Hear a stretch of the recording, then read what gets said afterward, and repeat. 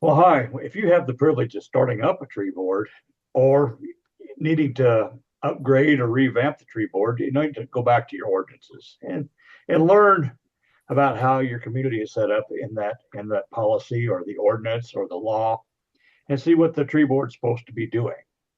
Um, if you need to have it updated, if your ordinance updated, connect with your community forester, either Chrissy Land or Graham Herbst.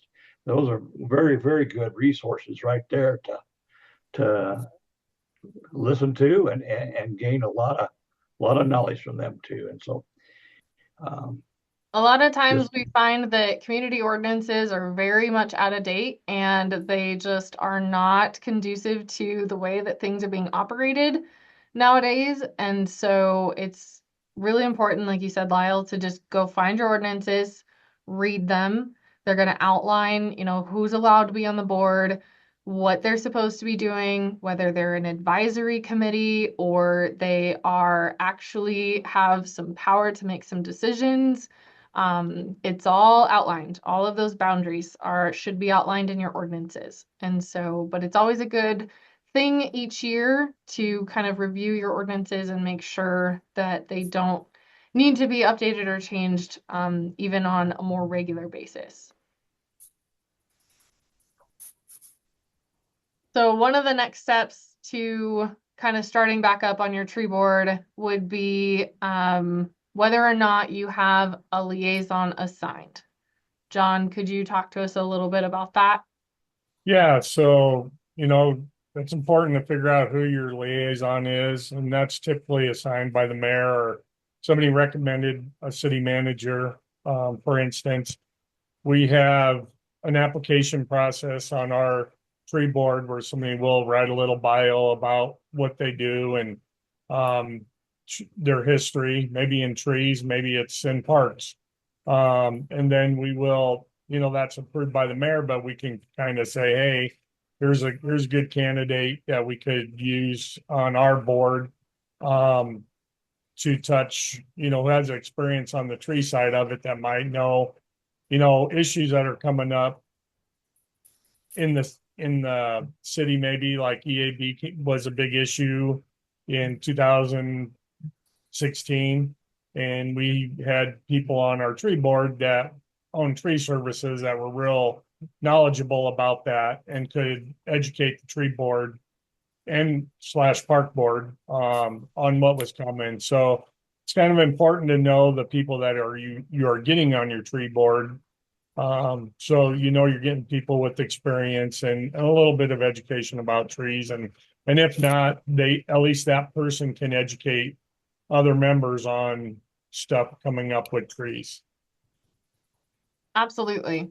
And with the membership, whether the liaison is a voting member or a non-voting member, typically within the community, the liaison is going to be somebody that is managing the budget that cares for the trees within the community. So that way we can maintain that partnership between the city and the volunteer tree boards because we need to be hearing information from both directions. We need to have that liaison who's able to explain processes that happen with the municipality, but also have, the volunteer citizens who are bringing, concerns up to the plate for discussion and everything else. And so, I think it is absolutely critical for tree boards to maintain good communication and involvement with a city liaison so that way they can continue to be a sound team that works together rather than separate entities that are off on their own separate agendas, because that's not always the most conducive. So Yeah, that's 100% correct. thanks so much, John. So now we found our ordinances. We know a little bit about how we might get some different members and what we need to be looking for as far as a liaison. Now what do we do, George? Just like any good family vacation, you need a bit of a constructive plan. Where are you going to go? What do you want to do while you're on the way? How can you measure what you got done at the end? So planning the year's calendar is paramount. Sit down with your team, look at your community and say, what can we do to advocate for better trees in our community? So, good example, coordinating with Nebraska statewide Arboretum Day or the Arbor Day activities. Do you want to plant a tree for your community? When? You need to do it in April? Maybe your weather's better at graduation time. Maybe it's better at the uh, summer county fair. Making a scheduled activity can be a really good thing. We have a high school in our area or a school where every fourth grade class gets to plant one tree for their class on school grounds. Those kids get to spend the next 8 years taking care of that tree and comparing it to the success of other classes' trees. Ownership comes from good planning.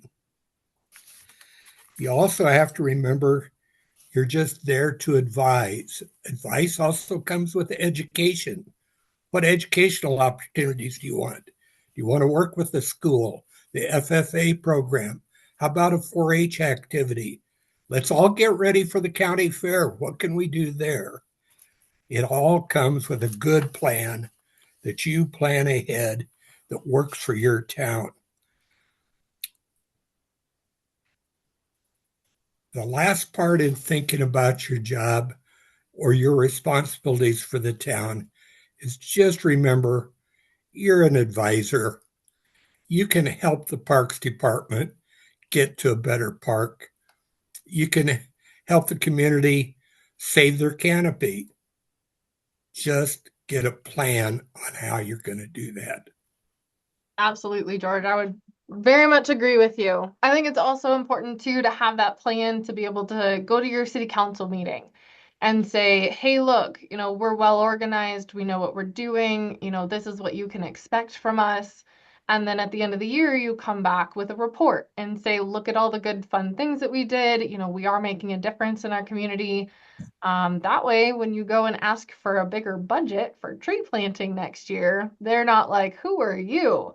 It's not the first time that they've seen you. And so by having this plan put together at the beginning of the year, not only gives you that opportunity, but also if I'm a volunteer on a tree board, I've got a lot of other things going on. I need to know what's expected of me as a tree board member. I want to know what I'm going to be spending my time on. How much of my time do you expect me? And what time of year might we be active versus other times when we might be dormant? And so having that plan in the beginning of the year can help so much with figuring out where you're going, what you're doing, and how you're going to measure what you did. I liked your vacation example there. I've been on a few. All right. So again, I guess now, how much do I have to be involved, Heather? Yes. So next up is deciding once you know who's on your board, is deciding what's the level of involvement that the board can take on. What's the capacity of the board? And as you plan things out throughout the year, as George said, you kind of need to look at what's realistic for your size of board, maybe for your size of community. Sometimes in smaller communities, you have just a few people that wear a lot of different hats within that community. And so understanding and accepting the level of commitment that you want for your tree board as you're gearing it up or maintaining a certain status. As a tree board, that minimum of Arbor Day planting, if you involve the school or whatever else, but if maybe you want to start gearing it up. And as George said, planning things throughout the year, applying for different grant opportunities that we have here in Nebraska, either doing tree plantings within your parks or maybe a street tree project, or doing a tree giveaway. Like there's lots of different ideas, but understanding the capacity, or education, things like that. And then also understanding the capacity of the volunteers within your community. So making those connections between your FFA groups, your 4-H groups, maybe the high school football team wants to do a planting, but making those connections as well, and then placing them on your different events that you're going to plan throughout the year, and just knowing how much can we really handle as a tree board for our size community. Absolutely. No two tree boards are the same.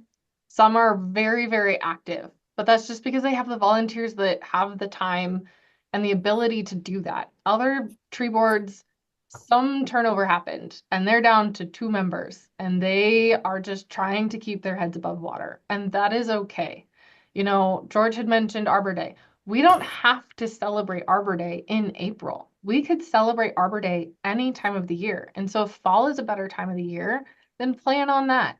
You know, the last thing we want to do is burn out our volunteers because everybody gets so excited. They love this, they want to do good things, and then they take on too many things. And the next thing you know, they're overwhelmed and they kind of start to fade out.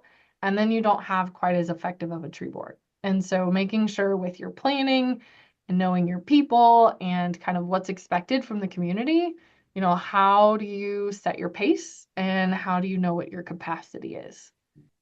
All righty. You know, we've got all this going here, tree boards getting started up, but you also, it's very, very important to foster that relationship between your city administration and your citizen volunteers. Um, John talked about a liaison there a little bit ago. That you utilize your liaison to invite a council member, the mayor, or any of your decision makers that you have in your community. It's very important to have them there present because it gives you the credibility that you are a team and you are a board to help them to advise, give them advice and making some decisions. Sometimes, a lot of times, your tree board will follow under the Open Meetings Act, and so you literally can invite anybody and have it advertised that you have a board meeting, and so you know that way you can invite anybody and everybody, and that's a good way to build your tree board too. With the Open Meetings Act, you have to have meeting minutes, and so you got to know where to file that at. Usually, it's through your clerk position that they'll keep something on file for you, whether it be digital or in hard paper, hard copy. So, you know, get with the clerk too, and well, in fact, invite them to the tree board meeting, and so they know what you're doing. And so, this is one of the great things that that will keep your tree board together, and it will also, again, give that credibility to your community that you guys are a viable team. Absolutely, Lyle. Thanks so much for touching on the Open Meetings Act because that is definitely something between that and Robert's Rule of Order. Those are definitely 2 things that all tree boards should be reviewing for understanding, you know, generally how to run a meeting. And that's why we started this series, was to be able to go over all of these different positions and, you know, how they play the roles within that system, but also just starting off with a general overview of the tree board as a team before we kind of get into those individual positions. So thank you guys all so much for adding in all of those thoughts and ideas about what it means to be on a tree board, to be a tree board member. Where do you get started? You know, I would say that if you feel stuck, reach out to the Community Forestry Council or reach out to your community forester. Graham and I are here to help navigate these new things. You know, we've got a whole network across the state of like-minded people that want to do just as cool of stuff that you do. And, you know, we feed off of each other. You might have a really neat idea and, you know, maybe somebody else has already tried it and they've got some lessons that they could share that they learned from that experience. And so the network is out there. It does exist. Don't feel like you're out there alone.